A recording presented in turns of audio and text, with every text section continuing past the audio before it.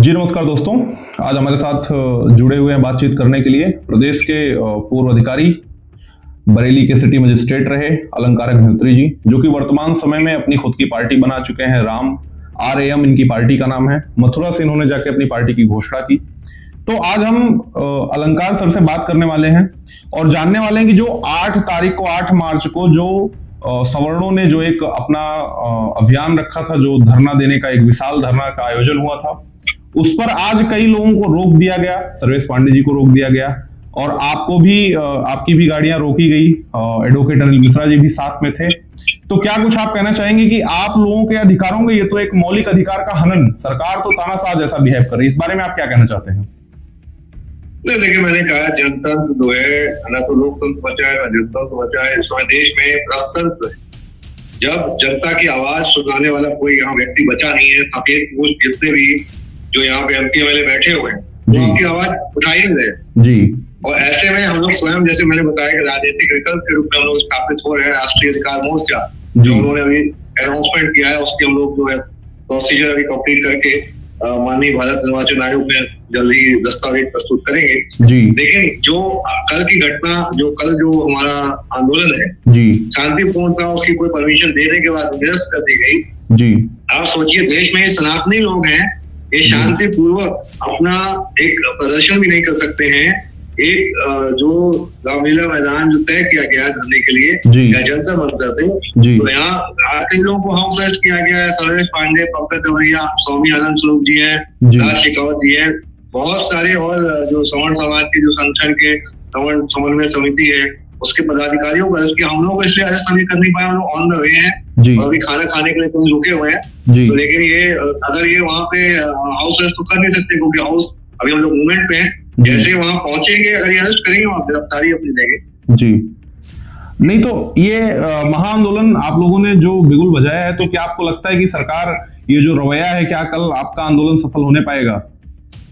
नहीं, आंदोलन देखिए, देश में आंदोलन से ये नहीं है कि वहां उपस्थित हो जाने से सफल या असफल हो जाए जी। देश में अब व्यक्ति जागृत हो चुका है, देश का युवा सड़कों में है।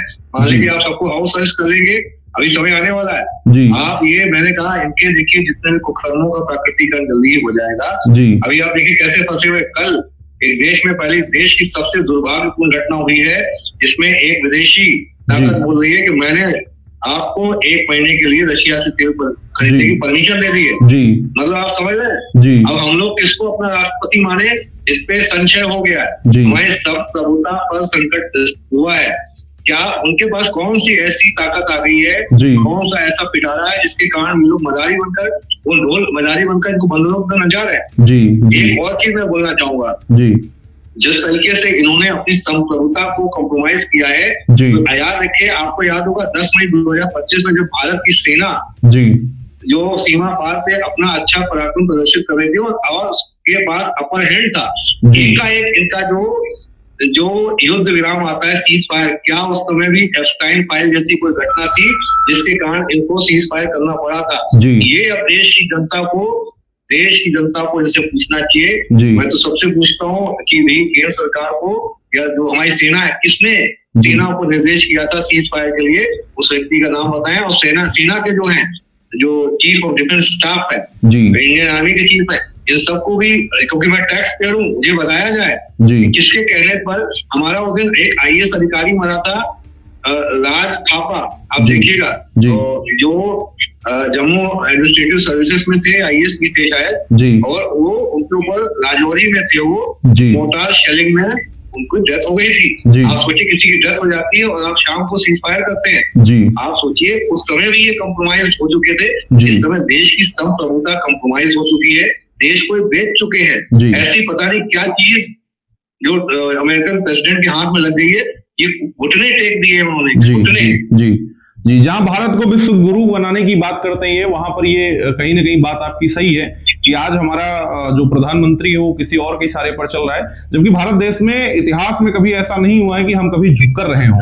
लेकिन आज ये चीजें भारतीयों को, आपको क्या चित्र है, देखिए, उन्हें खाना कम खा लिया होगा, उनके पेट सो गए होंगे, लेकिन सम्मान से कभी समझौता जी।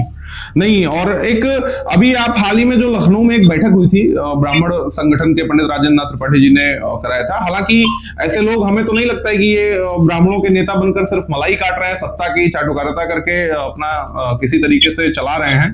तो वहां पर आपको बोलने से रोक दिया गया।